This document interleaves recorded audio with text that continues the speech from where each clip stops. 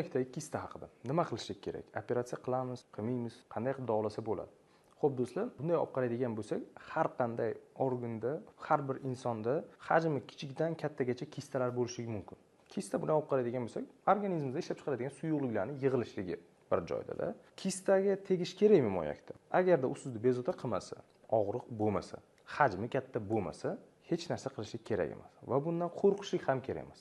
Faqatgina shifokor urolog ko'rigida 1 yilda 1 marotaba bo'lib, ultratovush tekshiruvida kontrolga olib turamiz. Agarda kista hajmi o'sib ketadigan bo'lsa, u tezda o'sadigan bo'lsa, u og'riq berishni boshlasa, u urug' tahlilidagi qanaqadir o'zgarishlarga olib kelsa, yurganimizda diskomfort bo'lsa, jinsiy aloqada diskomfort bo'lsa, balki bu yerda jarrohlik yo'li bilan bu muammoni hal qilishlik haqida o'ylab ko'rishimiz mumkin. Lekin shunda ham 90% holatlarda hech narsa qilishlik kerak emas, kistalarni faqatgina kuzatib boriladi. Agarda o'zgarish bo'lsa, jarrohlik yo'li bilan hal qilinadi. Konservativ usullar, biron bir dorilar bilan, biron bir ultratovushlar bilan, magnit to'lqinlar bilan, elektron bir narsalar bilan yana uni davolab bo'lmaydi, davolashlik kerak ham emas. Shuning uchun do'stim, agarda sizda moyakda kista bo'ladigan bo'lsa, xavotir olmang, faqatgina shifokor urolog ko'rigida 1 yilda 1 marotaba bo'lib turing.